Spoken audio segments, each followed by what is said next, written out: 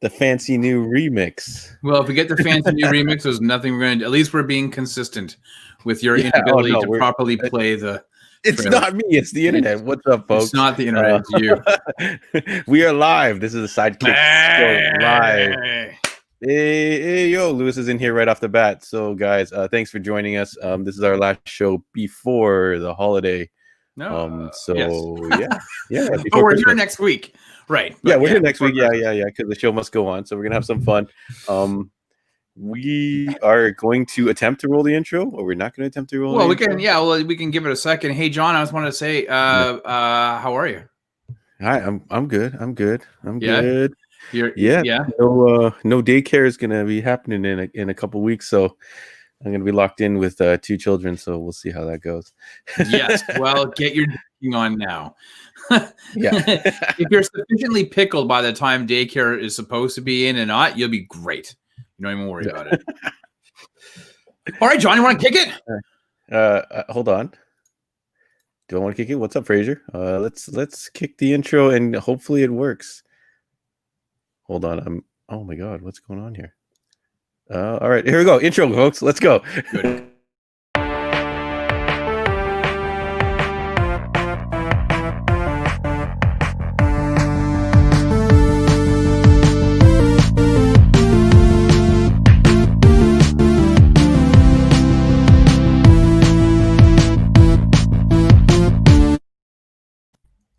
Better? Christmas miracles. Look at that. We have an intro. Thank you again, Andrew. Theo, awesome it's Christmas. Miracles. It's a time of miracles. Oh, man. All right. So it's a Miracle on 34th Street. Oh, Die Hard. What are we talking about? When he goes, Theo, it's Christmas. A time of miracles. When Hans Gruber. That's a line that you're going to quote from Die Hard? Get out of here! I guess I gotta watch Die Hard more. But what's up, folks? Sorry, it's kind of a weird week, news-wise and new release-wise. The new comics have been posted on the website, so as of this moment, we are in lockdown, so we can hook you up via curbside service. The new comics are posted on the Facebook and on the website, so check that out. And those will be ready. The DC books will be ready tomorrow. And the Marvel books will be ready Wednesday. So if you want to grab them both in one bang, hit us up on Wednesday for that curbside. And everything else is kind of stuck in transit, so I don't really want to mention too many things. Although I should be getting some more Pokemon, more Magic, and some other goodies. So yeah, follow us on the socials, Heroes World Online, Instagram, and Facebook, and you'll see all the new stuff. So that's it for new releases. Wow. Well, let me just say that you had posted photos of that Diamond Select Batman 89 statue. Mm-hmm. And I had a lot of people were expressing interest in that. So if people haven't seen it, go definitely take a look on the Facebook page. That statue looks amazing. I mean, for a Diamond Select, the face of Michael Keaton was quite impressive. And it's like super affordable. I think it was $69.99 is what you posted. So awesome. I think if anybody's looking for a good Christmas or holiday gift, that's something you should be picking up, because that statue is amazing. Yeah, it's great value for its money. Yeah, was kind of hoping my wife might have picked it up for me, but I haven't seen any large packages come in the mail, so I'm assuming John, that's going to be a big no. Maybe it was a special delivery. Can you not say that sounding like a 1984 porn star, John?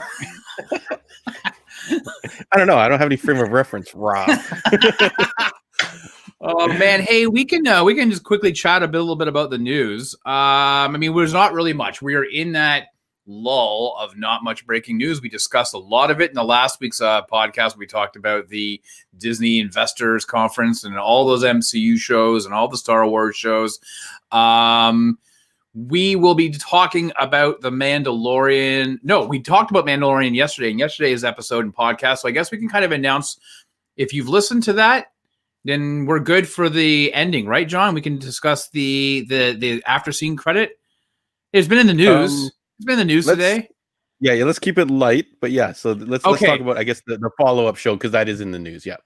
Okay, so there is something at the very end that after the credits that, I mean, it's been in all over the news about Boba Fett having his own show. That is actually John Favreau was on Good Morning America this morning talking about the special ending of The Mandalorian that you may or may not have seen. If you haven't watched the show yet, definitely go. We're not going to spoil it. And talked about how that ending came about, and then talked about the Mandalorian show, and confirmed that Dave Filoni, that is coming out December of 2021. And will not replace Mandalorian as season 3. So those are two different shows that are coming out. Both are coming out December of 2021, which is huge. So I guess I don't know if they're going to do it like 6 weeks and then 4. Like I don't know how they're gonna do it. Maybe they'll do back to back. Like every week. Maybe Mandalorian is a short season, so you're gonna get like half a season of Mandalorian and half a season of Boba Fett, but interesting, yeah. Or release on different days. So that's coming out. He announced that, and that there's also some pretty heavy rumor that the Ashoka Tano series with Rosario Dawson. Ashoka, what did I say? Whatever. Anyways, Rosario Dawson's show, that Dave Filoni will be spearheading that. He'll be the showrunner of that one, so that's great. And what was that Rogue? What was Gina Carano? What was her role as? She was like the sheriff, but what they called her something. Anyways, whatever that show is being developed, it takes place during the Mandalorian time. She has not been confirmed whether she's starring in it or not, but that's Rangers. That's right. Yeah. So that will mean if things go well, I'm sure you'll be seeing her starring in that show. So that's like 11 Star Wars shows. If you really count what happened. Can't even fit them on two hands. That's crazy. That's right. I know it is. It is nuts, isn't it? Speaking of Star Wars, we talked about how Patty Jenkins is directing a new Star Wars movie. It has nothing to do with the Skywalker saga whatsoever. I just kind of want to pull off this quote though, because she was interviewed in the New York Times today. And I'm just going to pull up this one quote from the New York Times article. She says, quote, "Studios that make this radical change of moving their theatrical release to a streaming service, particularly without consulting the artists, will end up with a very empty slate of quality filmmakers working there." That's a direct shot at Warner's. Is that a threat? Yeah, that's a direct shot at Warner Brothers, who is releasing Wonder Woman 84 this week on theaters and HBO Max in the US and in Canada on video on demand. Makes you wonder if this is why she decided to sign with Disney, although that would be a pretty quick turnaround. I'm sure she had conversations beforehand, but that's a shot that, I'm not sure Warner Brothers were very happy about. Warner is also not very happy with their overseas return so far on 84. Did not do very well at the box office this past weekend. I actually feel like it was $43.8 million, I think, or around that number is what they pulled in. That's not a lot of money for an overseas release of Wonder Woman. A lot of factors obviously at play, John. The pandemic, maybe they waited too long. Maybe everyone forgot about it. You know what I mean? Well, there's also another possibility that people are like, why would I spend money going to the theater if I know it's releasing on demand or I can get a copy streaming in the next couple of weeks or by the end of this week? So there is that as well. I don't know. I would like to think that it's just that a lot of those areas in Europe right now are shutting down again and there's no access to theaters. So that's why. I don't know how people at Warner's can judge this movie as a failure or a success without taking into consideration everything that's going on. So I don't know, but I'm looking forward to seeing the movie. I think I know that in Canada, Cineplex Store has confirmed that they will be you will be able to rent it as of 12 p.m. noon on. I'm going there. I'm going to Cineplex. Yeah. No word on the iTunes or Google Play or PS4, but I would imagine that you will, like the Sony store, but you'll be able, I'm sure, to get them. They'll probably just make those announcements as we get closer to Friday. And it'd be $30 for a 48-hour rental period. And that's really about it, John. What did a movie ticket cost? I don't even remember anymore. Is it like about $20 to see a decent movie right now? Before? Yeah, I kind of think that actually, if I remember correctly, it's about $13.50, $13.75, maybe $12.75. So that would be, That was what I was paying, maybe $12.50. So, oh, that's your area, down here, I think in the Markham VIP and stuff like that. I think you're paying almost $17. I want to say. Yeah. So I'm, I listen. I would love to see this in the theater, and I will say it right now. If the movie's good, I'll be renting it for this weekend, watching it with the family, and then I will be going to the theater when theaters are safe. And if it's released, let's say it's released in the spring, and in May or June, I'll go to the theater and watch it in the theater for sure. I want to see it in the big screen, but I'm very much looking forward to seeing it this weekend. And my family we've booked off Saturday, as if we had other things to do, but we've booked off time to watch it on Saturday. So very excited. Clear off your schedule, folks. So yeah, man, and I guess that's about it. There's not really else much in the way of news. If people are really just kind of waiting for Zack Snyder's Justice League, March, he's confirmed it's coming out in March, and we should be expecting a trailer in the next week or so. And second trailer, hopefully it's not featuring Leonard Cohen, and hopefully it's in color. And also no word on whether we're going to have it up in Canada. Now, if it's a 4-hour television event, we may get it, but it's hard to say. We might not get it for a little while through conventional means, i.e. Crave. So I don't know. And also, John, one last thing before we move on. I heard a rumor that we may be getting a Christmas surprise with Marvel and Sony on the Spider-Man trailer or a teaser. I've heard a rumor. Interesting. A teaser trailer for a movie that's not going to come out anytime soon. Well, it's supposed to be out next June, right? All right. June or July, isn't it? Or no, is it next Christmas? When does Spider-Man 3 come out? Maybe it's next Christmas. I don't know. But we might be getting something. I stopped tracking the dates, man. There's no point.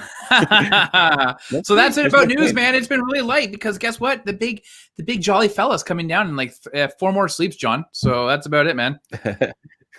Allegedly. He'll be here. Maybe he's not allowed. He'd be spreading a lot of stuff. I just want to shout out some of the guys in the chat. Lewis, Frazier, Jesse's with us. Scott joined us.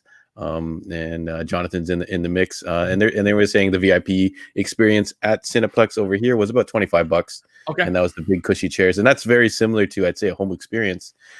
If you got someone to serve you food at home. Yeah. So that'd be pretty sweet. I'm definitely going to rent it. Rob, are you waiting to see if it pops up on iTunes, like your Apple TV? Is that why you want to get that method, or? Well, for me, I watch, in our main family room, our TV there, it's, 4K, and I have the Apple TV 4K. So if it's available to be streamed in 4K, then I would watch it up there. I would probably go through iTunes or Apple for that.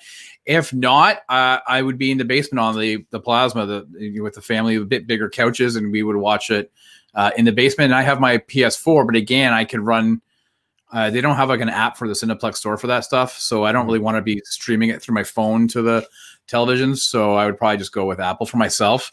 But I do support, I do think there is something to be said about supporting the Cineplex. I'm going to take a look to see. I think there might be an Apple TV, an app that I can get to rent it from Cineplex. And if we decide to watch it upstairs, that's what I'll do. So, but we'll see.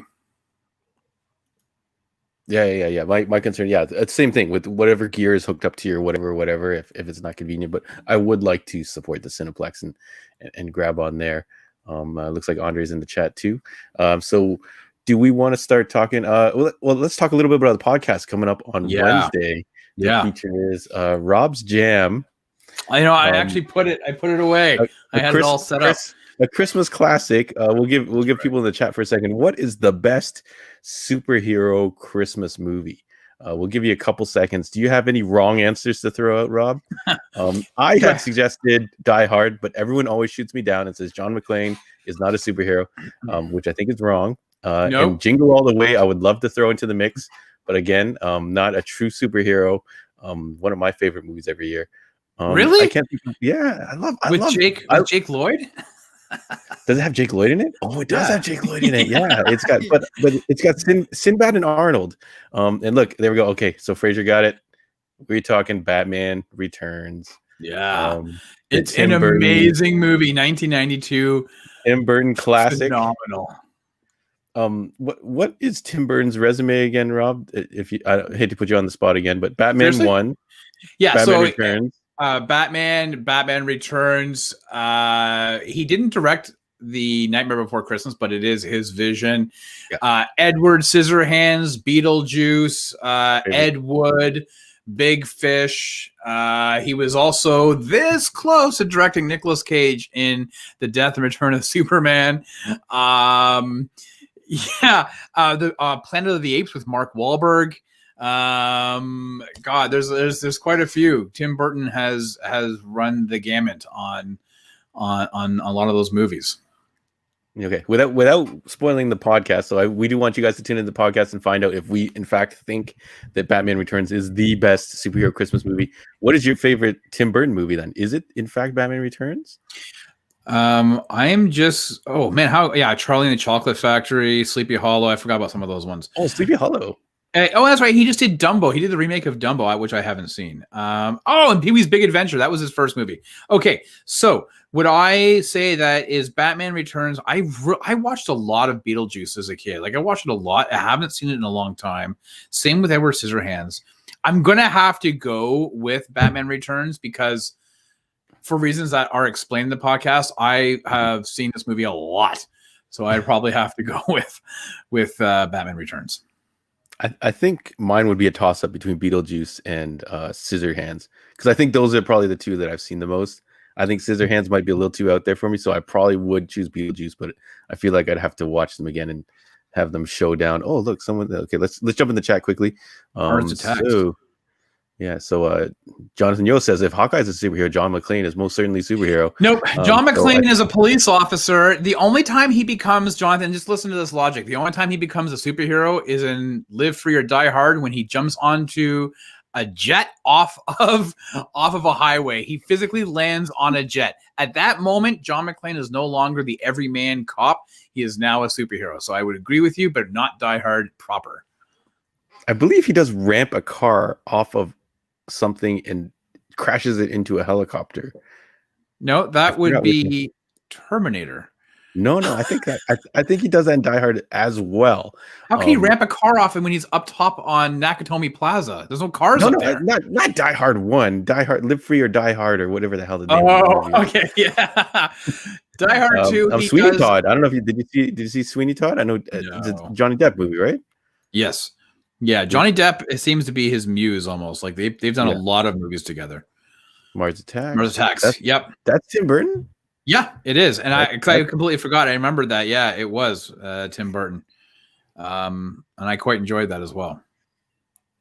Yeah. All right. See, Lou is all over the place. He likes Scrooge, but it's no superhero. No, that's true. But Scrooge is a very funny. Yeah. If we're talking about Christmas films in general, Scrooge is definitely up there. That's a good. But I would definitely recommend people listen to our Batman Returns podcast that comes out on Wednesday on all of your platforms, including whatever you're watching on this on YouTube and on where else, John? Stitcher and Apple, Stitcher, iTunes. Deezer, Spotify, iTunes, Google Podcasts.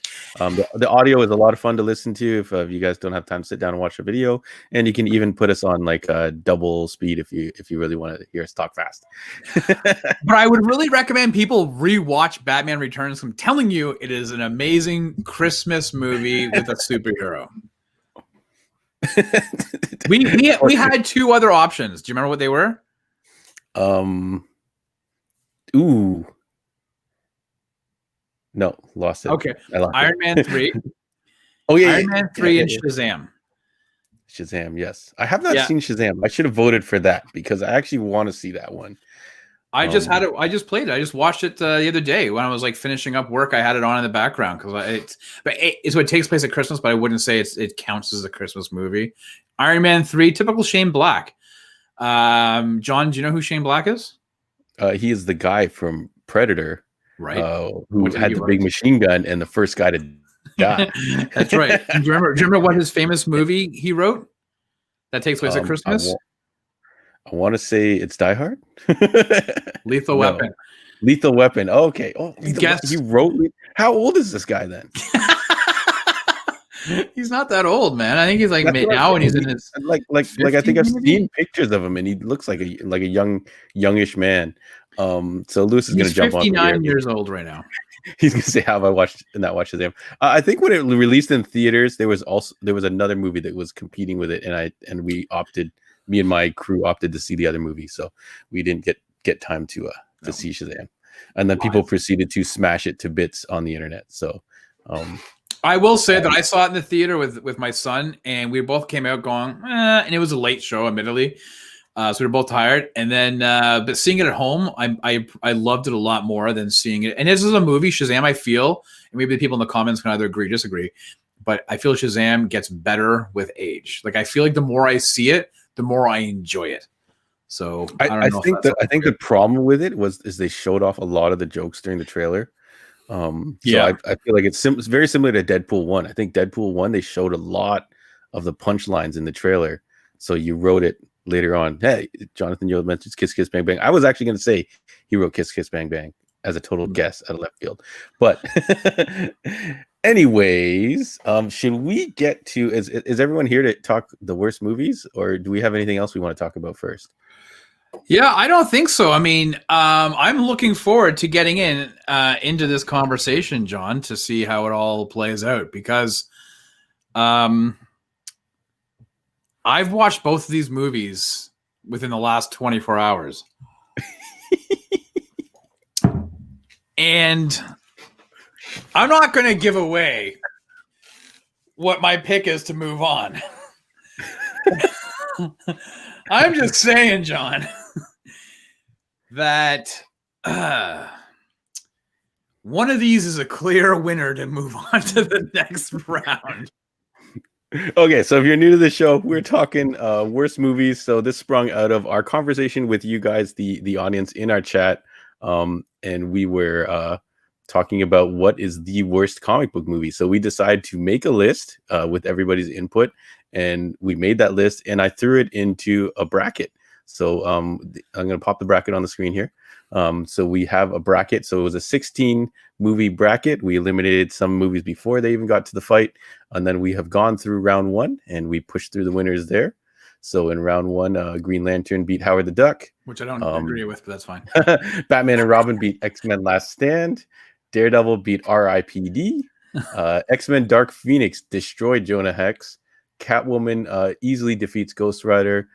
Fantastic, Fantastic with a 4 in there somewhere, defeated Elektra. New Mutants advanced against Spirit because nobody really wanted to watch the Spirit. And Superman Quest for Peace was an easy victory over the Hulk 2003 Ang Lee version. And now we are on round 2. So we're finishing up our round 2. So previously episode, we had Green Lantern versus Batman and Robin, Batman and Robin. Won that matchup. I was very surprised. I actually thought Green Lantern would win. Daredevil and Dark Phoenix. Dark Phoenix came out ahead because it is just insulting to the viewer, and which is surprising. So in round 2, 2 of the movies that came up the most in our discussion with you guys in the chat were eliminated because instantly to mind people shouted out Daredevil and Green Lantern. And then in the following matchup, Catwoman, another one that was often mentioned, defeated Fantastic Four with the 4 as one of the A's. Why did they Can you not just say Fantastic? No, Fantastic. There's no QE, QUE. There's no X. There's no K. I don't understand where you're getting this Fantastique from. Because it's funny.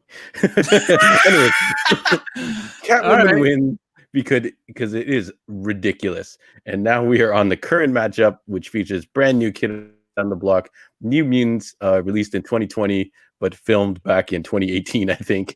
2014 or something. It was forever. Versus Superman 4, The Quest for Peace, which is 1987. Yes. 87. So this is like old school original worst movie. This New Kid on the Block. Do we want to dive right into it? Does anyone want to jump in here? While we're waiting for some chat on what people thought, I'm just gonna say that, but first, Rob, there are two bears inside each of us. One is, I tried to look up this proverb, and I believe it's actually 2 wolves. So Okay. they decide to turn it into 2 bears because bears. Because bears. Looking at that bracket and seeing that New Mutants went past the Spirit because we didn't want to watch the Spirit, I think we did a disservice. I think the Spirit is vastly worse than New Mutants. I think regardless, either of these movies we'll give it away now. It's gonna lose to Superman Quest for Peace. So maybe we should talk about New Mutants first, and then we'll dive into Superman. Look at this guy. Is that eggnog? I'm in my Christmas vacation mug. There we go. Don't choke. All right. Hold on a second, folks. All right, okay, which one do you want to talk about first, John? Okay, let's go over the quick synopsis. So New Mutants plagued by lots of production nightmares, I believe, and then they got hit by the COVID pandemic. So it was originally slated for 2018, has been pushed all the way back out and just came out, I think, during the pandemic. I don't know if it did September. Come out in theaters. I don't know if it had a limited theatrical run or not. September. And it cost them reportedly anywhere between $67 to $80 million to produce this movie, which I found amazing. I was like, whoa, I thought this was much lower budget than that. And then Superman Quest for Peace, I don't know if it had similar issues. I'm sure it did, but it only had a $17 million budget back in the day. And Rob's got some interesting facts about what happened to this budget, but I threw it into a quick inflation calculator. So by today's standards, it would have cost about 40 million. So about half the amount of New Mutants, and Rob's got some cool facts about what happened to this money. Yeah, well, so as people know, if you are listen, I've got the box set here, right? The Superman anthology. This is where I keep all of the Superman movies, and if you are a fan of the original Superman movies, you know that it was Alexander and Ilya Salkind produced these movies. Warner's had distributed, even though they own the rights, they sold it to the Salkinds to be able to produce the movie. What happens is, for whatever reason, the Salkinds let their ownership of the title lapse of Superman, and these 2 other producers, Golan Globus, came in and said, and they threw a whole bunch of money at Warner's. Warner said, yeah, sure, you can have it. You can go ahead and produce it. Christopher Reeve came to the studio with a really cool idea, according to him, of what he wanted to do. Warner Brothers said, hey, we are going to give you guys $43 million to go ahead and shoot this movie. And Golan Globus said, that's great. Thank you so much. And Christopher Reeve was all happy, and he called all his friends, and he got back Gene Hackman, and he got Margot Kidder back, and he got Mark McClure back, and he got Jackie Cooper back as Perry White. And then Golan Globus said, who called John Cryer? Who called John Cryer? Nobody called. John Cryer would happen to be working craft services, and they said, hey, why don't you come in and do a role? And then all of a sudden Golan Globus said, thanks for $43 million, Warner Brothers. We are going to maybe make some other movies, and we're only going to give 17 million of that 43 to Superman. And Warner's had apparently no clue. They had no idea until the movie was finished that the money that they had given them, half of it was gone. So that's what we end up with. We end up with a situation where literally the day before shooting, Christopher Reeve gets a memo in it with everything that's cut. Everything that they had budgeted for, everything, the effects, everything is gone. They were supposed to be spending something like 4 months just filming the flying sequences. It went down to 30 days of filming, and that's wwhy they keep reusing the same shots over and over again. That's right. That's this one, right? Yeah. That's why if you pay attention, you can see the fact that he has a harness still. You can actually see the harness clips on his see it. waist. There's holes in his cape, I think. It's in his tights. It's in his tights. Yeah, you can see the strings. There's a fight with Nuclear Man that we'll get into later, but you can see where they're actually standing on a on a green screen because they're walking around each other in space.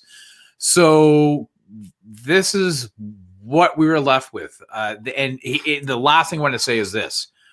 They cut out 45 minutes out of this movie. Yeah, it's a we tight were left 90 with minutes. 92 minutes. But they cut out 45, and I really want to see what the hell they cut out because this was shit. It's like the company. I actually recognize I think the company was called Canon or something like that. Yeah. And they produced. Yeah, they produced the Masters of the Universe movie, which also suffered a similar fate of no money at the end. Yeah. But I would definitely watch that movie 10 times over watching this one once. This is bad. Okay, so let's jump back over to New Mutants because I feel like we should definitely cover. I feel like Superman's going to go to the final, so I don't know if we should dive deeper into it for the final. I want to because there's lots to go into. But New Mutants, if anyone's in the comments that hasn't already given us their input on which one they think should advance, being worse out of the two, although I feel like it's going to be pretty one-sided. Most of the people are saying both of them suck. So just which one sucks more. So like New Mutants, let's talk a little bit about New Mutants. I watched it. I feel like they had a cool concept or idea that they wanted to go in the direction for the film, and if they had perhaps called it anything but New Mutants, then maybe they would have stood a better chance. And it felt like it wasn't as bad as I thought it was going to be. It felt like a cheesy TV movie with a horror slant, but there was a lot of I think we talked a little bit about the fluctuating accents. Clearly no dialect coach on set, people just making up accents as they went along, and some of the CG actually looked pretty decent. I will say that was probably the saving grace, to be very honest with you. Magic's metal arm looked cool. Her sword looked really cool. The bear fight actually looked pretty cool. But just the story is well, no, I think you're right, John. I think in that this was meant to be like a horror, like a Breakfast Club meets some type of horror psychological thriller, / meets the X-Men. That's what it was supposed to be. And on paper, that's cool because we saw what Fox had done with the X-Men universe, inclusive of the Wolverine movies and the Deadpool movies. This was something completely different. It was really kind of aimed at a younger audience with, at the time, having people hot off of Game of Thrones and Stranger Things. And it was, we were still at that point a few years ago where the horror movies, the genre was still pretty hot, right? So, you're taking that and you're like, that sounds like a winning recipe. It was not, I didn't think it was as big of a budget as it's been reported. I was surprised. I thought that it was a bit more indie. That was the idea that I had. I think the majority, there's no sets. It takes place in an insane asylum, right? And they filmed on location at an abandoned hospital, I think. So, there was no set, there's no scenes taking place in different areas. It's all confined into that building. So that money, it all went to the special effects. And I'm saying you can see it on the screen. There's a lot of movies where they cheap out in the special effects. We just talked about Superman 4. But this movie, they put all that money in the special effects. And that for me was probably its saving grace, is that the scenes where the FX were shot with looked cool. Like, I thought the cannonball stuff was awesome. Like, I thought we've never seen that on. So if this was like a TV movie or something, or they had maybe sent it straight to streaming earlier, then I think it probably wouldn't have gotten as much flack as it did. Would you see that? Because I spent $7 as a rental. It was a toss up. It was $7 to rent it or $13 to buy. And so I messaged John and I'm like, what do I do? Because they're so close, right? Like, and I think if it was $9 buying a $7 rental, I would have just bought it, right? I mean, how could you not for an extra $2? I'm not kicking myself for not having bought it, but I would definitely watch this movie again. Like, if it, drops on Disney Plus in the near future, which it likely will, or the Disney Plus Star service, I would watch it again because there are some things that are fun. I will say, Lockheed, I was like, okay, an interesting take on Lockheed with the puppet and all that stuff. But then seeing what happens at the end of the movie, I was like, oh, that was pretty sick. I quite enjoyed that. Yeah, definitely. Magic and Lockheed were the best part, and I think that girl is with the most heat on her. She's from Queen's Gambit. Yeah, Anna Taylor-Joy. Yeah. So I think that a lot of people are going back and watching it now because of Queen's Gambit. So it definitely it probably Split. we probably Split? yeah. Do you remember Split, the M. Night Shyamalan movie Split? No. Did you ever watch that? Okay, so yeah, she's in that as well. Okay, but yeah, no, she was awesome. Like she was like the best part of the characters in this movie. That's Magique. Yeah, she had a couple questionable racist lines, but I guess they were trying to. That was what her character was supposed to be. Yeah. but it's funny you I mentioned don't think it was necessary. Yeah, but I feel like almost everyone's in agreement. So I feel like this is a short. But I think I guess we should have watched this, and it probably wouldn't have made the initial cut of the list. I think we were just going by reputation. It is definitely a worse movie than X-Men Dark Phoenix. Wait, I mean, sorry, X-Men Dark Phoenix is worse than this. Definitely, 100%. Like this one, I feel like it just kind of it just missed the mark. Like I don't know how much I would say, maybe like 80% close to what they were kind of aiming for, and then kind of just fell short. I think the negative press, the constant delays, the fact that you have individuals like Maisie Williams from Game of Thrones, who you've seen her grow up on television over those 6 seasons of Game of Thrones, and you get her right at the middle to end of that show, and we're all humans, and she's a teenager, and she's going to grow into a young woman, and you see her grow to a young woman in the show, and yet you still have this movie just being released, and it was filmed 4 years ago. Like, so I think when you take all of that, there was a lot of negativity. Listen, it's not a perfect film by any means. As John said, there's some questionable comments and conversations about First Nations individuals. It's messy. The lady who's playing the doctor, I mean, it was just very. There's a lot of like, what is happening? What is this about? Like, why? Like, these people are being held against their will. And at no point, I get you're teenagers, but at no point did anybody ever say, like, do I get a lawyer? Where are the police? Like, if you've thrown me in here and you're telling me I'm mandated to be here, show me the court order. Show me some, like, nobody ever said. They were just like, okay, I guess I'm here. I'm like, I would hope that, I would be a little bit smarter if somebody if I woke up in an institution and people were like, oh, you were told to be here by your doctor and a court order. I'd be like, show me the proof of this. There was none of that. So I found that to be a little bit bizarre. Also, a massive facility with only 5 guests, and that. Yeah. I feel like they could have easily escaped if they really wanted to. But yeah, I heard they did want to do reshoots, but by the time, because of all the issues and stuff like that, everyone was way older, so that they couldn't do any reshoots. So maybe if they had a chance to do that, then maybe this could have came out and been a little more widely accepted, I guess. So I feel like it does kind of have a small following, because when I was looking online, it seemed like there was a small group of people who were like, this movie is actually better than a lot of people thought. Jonathan mentioned she's the Furiosa in the new movie coming out. Is that a new Mad Max movie? Yeah, the spin-off from Fury Road. Oh, yeah, interesting. It's an origin tale of Furiosa. Yeah. All right, so let's talk a little bit about Superman. Well, this is gonna be fun. And where do we want to start? How about Christopher Reeve? Christopher Reeve. How skinny did he look? He looked like, if you compare him to how he was 9 years earlier in Superman the movie, vastly different. He must have dropped like, God, what is it? Almost 50 pounds of muscle. He was super skinny in this movie. Yeah, I'd like to. I feel like is there commentary on that DVD you own? I feel like there is a commentary, because I thought I read some articles that the director is actually kind of like, yeah, this came out pretty bad, instead of as opposed to the Howard Duck commentary where they're like, this is fantastic. We had a ton of fun on this, but I think the director is kind of like, but yeah, but. So it started again. Like we say, Gene Hackman came back reprising his role as Lex Luthor from the first 2 movies. Margot Kidder reprising her role as Lois Lane.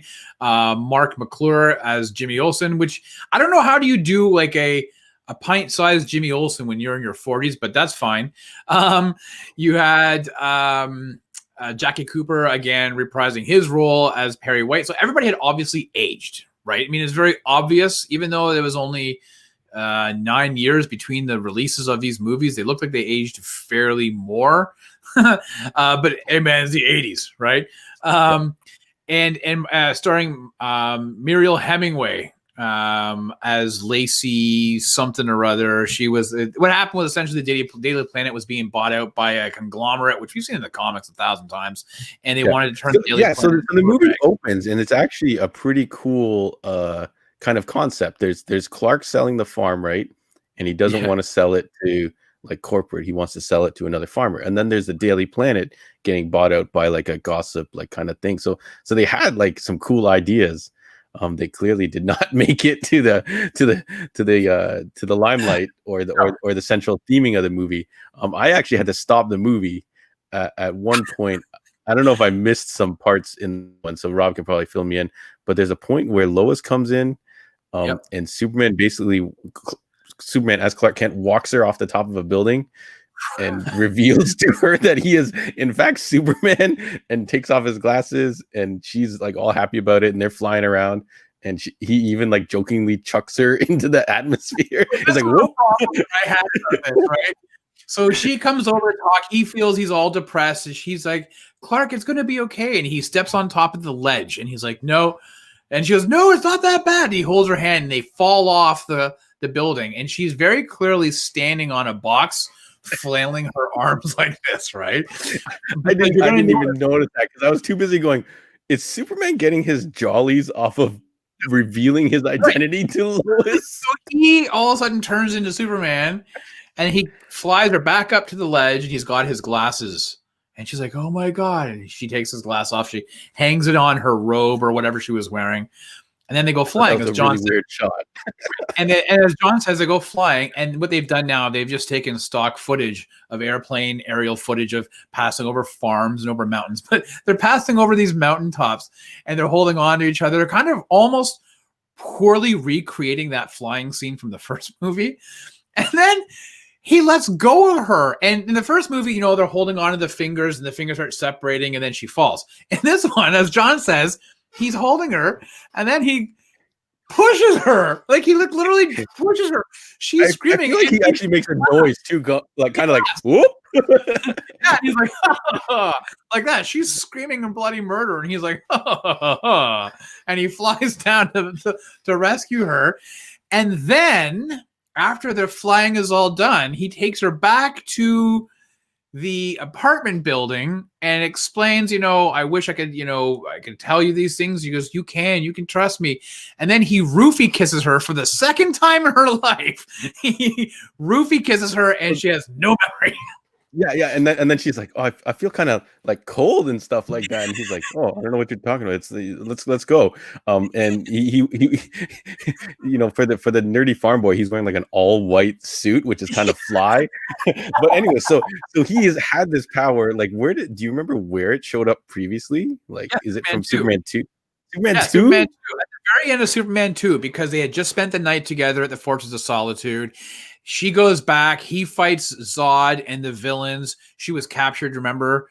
And they're back at the planet, and he closes the door. He takes his glasses off, and she's like, starts crying. She goes, "How am I supposed to be here? How am I supposed to work with you when I love you and I can't tell anybody? How am I supposed to do that?" And he leans down and gives her a kiss, and then you hear the music, and then she's like, "What?" Like that. Yeah, and he's like, "She got Men in Black zapped." I swear, I remember a scene where something like he puts his hand in the fire or something like that. Yeah, he falls into the fire in Superman 2 to reach to get his glasses. It was a stuffed pink bear. It was Niagara Falls, and he trips over the bear, drops his glasses, and reaches in. And she's like, "Clark," he goes, I'm fine. He puts his glasses on, and then she starts looking at his hand, and she's like, "You're fine." And he goes, "Damn it!" And he sets up, and that's how he reveals that he's Superman. Cheers. So thanks for joining us, folks. I see Michelle just popped in, and she's just in time for Superman. Yes, and yes, Superman gets his sadistic kicks via messing with Lois, which I thought was like crazy. So much I had to stop, and I had to be like, "What?" So let me see. Scott mentions, where's the CIA black site? Show me the order for in reference to New Mutants. As to why are we locked in here? Yeah, I'd be arguing. So the idea about the whole premise of this story is that Christopher Reeve came up with the idea saying, hey, I want to get rid of all the nuclear weapons, like disarmament. And so Superman answers the call from a kid who wrote a letter, which I'm going to tell you right now, that kid was a dick. Like, he was a very angry kid. I'm trying to remember what his name was. It Jeremy or something? Was that the kid's name? And his teacher's like, Jeremy, what would you do? He goes, I would write Superman. Like, what are you so angry about? Like that. School of overacting. Yeah. And then they bring him to the podium, and he's like, I wrote a letter to Superman. He didn't answer. Like, you know what? I first of all, you shouldn't be anywhere because you're grounded for being a dick. First and foremost. But the idea was that let's get rid of all the weapons. And John's favorite scene. I couldn't believe it. He talks to the United Nations and he says, I'm going to get rid of them all. And then they show him in space and he's got like rockets and he throws it over and they pan over and it's a giant net. Fishing net. filled with all these bombs and missiles and stuff. And I'm like, really? This is what they're going with? All of the world's nations who have nuclear armaments were firing their missiles off into outer space for him to catch and throw into this giant trawling net. John sends me a text and he goes, he's got missiles in a net. It literally was like, it wasn't even like an elaborate, it was literally like someone had cut and paste a bunch of pictures of missiles and stuff and just drew a net around. Like it was some of the most ridiculous, like I don't know what else to say about this movie. You want to talk a little bit about Nuclear Man? Well, yeah, so he chucks it into the sun, right? That's right. So in one of these missiles is the DNA of Superman, because don't forget, Lex and his nephew Lenny, who talks like this, all right, they took Superman's hair that was holding up a 1,000-pound ball, and they took it and they put it into a tube and the DNA and they fired it into the sun, and this is what born Nuclear Man. And Nuclear Man comes flying back to Earth, and do you know who voiced Nuclear Man, John? Gene Hackman. In fact, he actually says, "You have my voice," and Nuclear Man says, "You have my voice."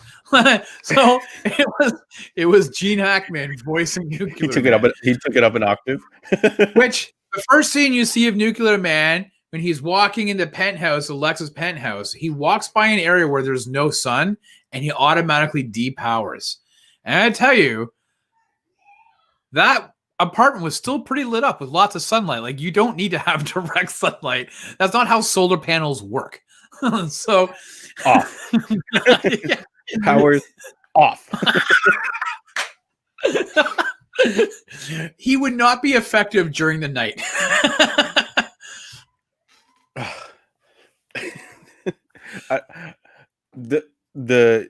What's very comical is the reused flight thing. It's almost like if you see people do those cheesy videos now and they cut and paste a thing and they just go.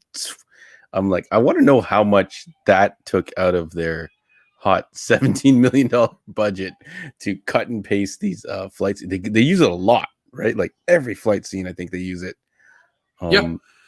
Everyone, including the one where he's zipping through the subway. The subway operator, I guess, had a heart attack. He was on the subway and just drops. And then Lois just starts yelling, "Help! Superman! Superman!" Did she actually say Superman? I feel like she just keeps screaming help, and then eventually Superman hears it. It's like, good idea, Lois. You're the only one screaming help on this subway. No one else is screaming help. Like what's wrong with her? Yes, well, she did the thing that she's done in all the movies. Superman, it's me, Lois, it's me. Like, he has super hearing. You don't need to scream. He knows it's you. He doesn't want to answer you. He doesn't want to talk to you. It's too obvious. He wants to go on a date with Muriel Hemingway, who plays Lacey Warfield, and so that was an interesting scene. The double date. What is that? Like, why? Why did they add this element to this? Like, it's the double date is Clark Kent dating the other girl, and then Superman. Superman is on the date with Lois. I will say that it was pretty funny to watch that and how they pulled that whole thing off. It was pretty comical. I'll give it to them on that aspect. Christopher Reeve was really playing into it. A plus for his acting. Can I just say what the worst part of this movie was, John? Because I mean, we've talked a lot about how bad these. The fight with Nuclear Man was atrocious. Which I feel like they replayed a lot of it like over and over again, right? Like I feel like a lot of those moves were like the background was reversed or something. Yeah, it was yeah, the being pounded into the moon.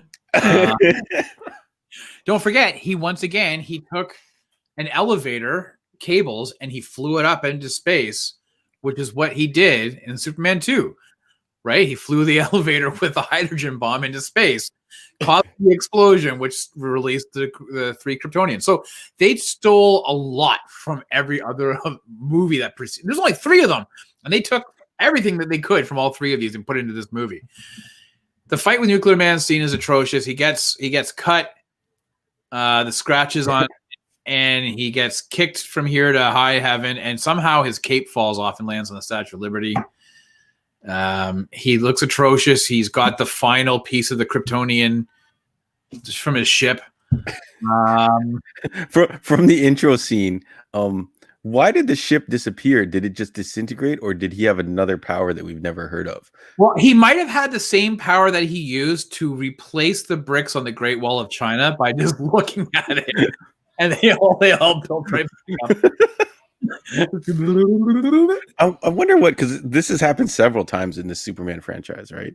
Yeah, this particular one where they just create new whack ass powers to achieve things like so weird, like and that, yeah, I guess we'll discuss this a little bit, like for its time. So some of these movies we have eliminated because of the time constraints or money constraints at the time, but this movie, like I guess it was early times before superhero films were acceptable, but the strategies they took to produce this movie, like I think they cut it down to 90 minutes because their strategy was to play it as many times as they could in the theaters to cash in as much. So I feel like these guys were constantly we're making a conscious effort to make a terrible movie. It wasn't simply like New Mutants where maybe the idea didn't execute properly, or some of the other movies where they didn't have the technology to make it what it was. But I think this is a good example of an older movie clearly just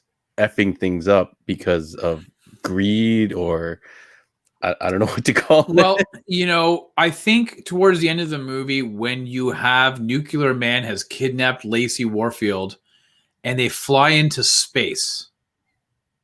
And she's fine. Is that another Superman power? And she's looking down at the Earth, which is now like this size for her, right? The size of a tennis ball to her. That's how far out into space she was. And she's good? That's a problem. You can be like, have the worst movie in the world and be like, I don't care about special effects. We'll make a rubber monster. Power Rangers will do it. We'll do it. But if you're in space and you're that far, you're millions of miles away from the planet, and you're not dead? That defies physics and logic and laws. Yeah, she's breathing. I feel like I saw somewhere that it is explained as another power that Superman had, that he made it so she could breathe. I feel like I read that, but I feel like that's probably someone just making something up. Yeah, there was no interaction aside from him kicking Nuclear Man and him flying her back. First of all, she would have burned in the atmosphere on exit and re-entry. So right there, hard stop. Nuclear Man's he's carrying nothing. So you can't be out in space just floating around looking. They stole the shot from Superman 1 at the end of the movie where the famous shot of Christopher Reeve looking, as the sun comes over the planet and he's up and he does his fly thing. They stole that from I mean, they literally took that shot because that was the best looking shot. The other better flying scenes, you know what I mean? I have no idea. But they changed the background, which made them look extra cheesy. Michelle does mention there was a comic adaptation of the film, so maybe you should find that, Rob. Nope. And then, so that she talks about the 45 minutes that we got cut. Exactly. I have no interest in ever reading anything about this. So here's the problem, and I think, John, you actually made a very good point, is that these movies were made in the 80s. Don't forget, we didn't have what we have now.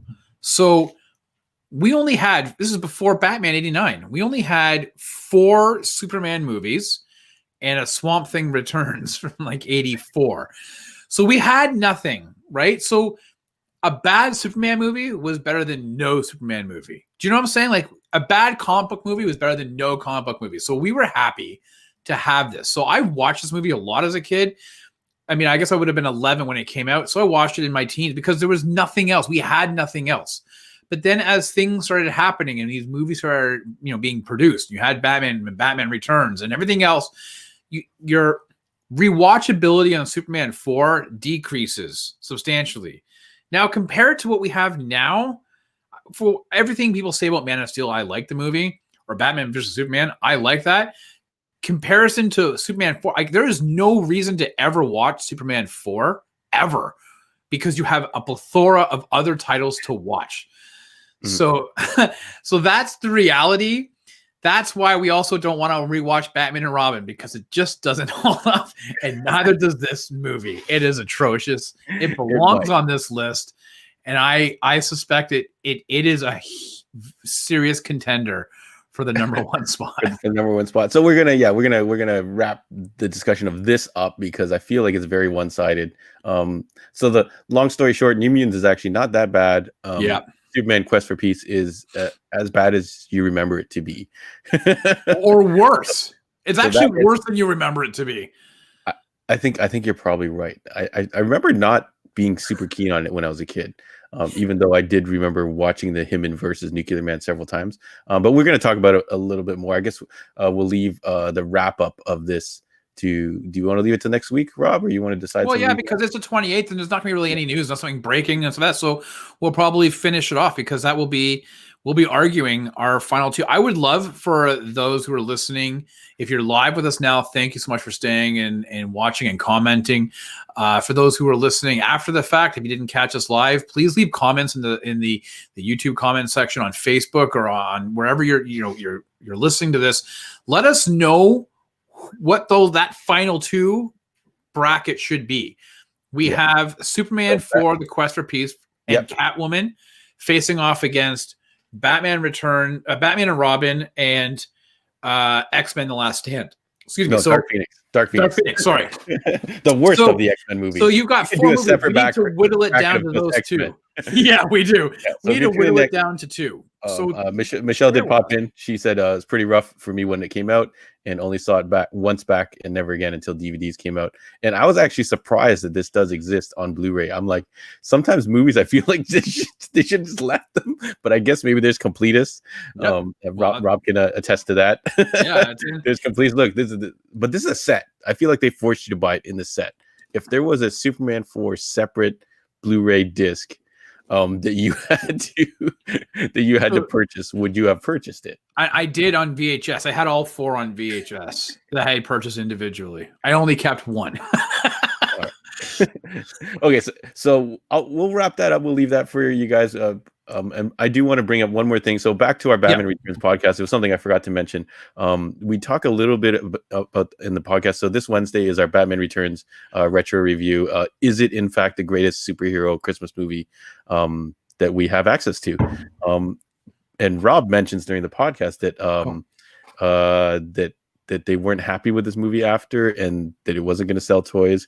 And I had a list, and I wanted to run it by Rob and see what he thought. What exactly was the turning point? So we're switching gears. We're talking Batman Returns here. So there's a couple scenes that I saw, and I want to see if you think any of those were a particular turning point when the execs were watching and going, "Oh shit!" So, it was the parents who complained. Yeah. But yes, go on. First scene that I came across. I don't remember if these are in order or not. The nose bite, penguin biting off that guy's nose. That's one. Well, it's better than a nose gushing blood. At least I'm not gushing blood, I think he said. Yeah. The next questionable scene is Catwoman plays tic-tac-toe on a dude's face. So she actually scratches a tic-tac-toe board onto a guy's face, which I was like, this is kind of bloody. And then she just smashes him in the face. So I was like, is she gonna actually like stab him as well? X's and O's. There is a lot of horny penguin in here, so I don't know if kids noticed Penguin saying, "Look at the size of my parasol," or like all kinds of like little sexual things that he throws in there. So I don't know if maybe the execs, after a certain amount of them, caught it and went, "Hey, wait a second."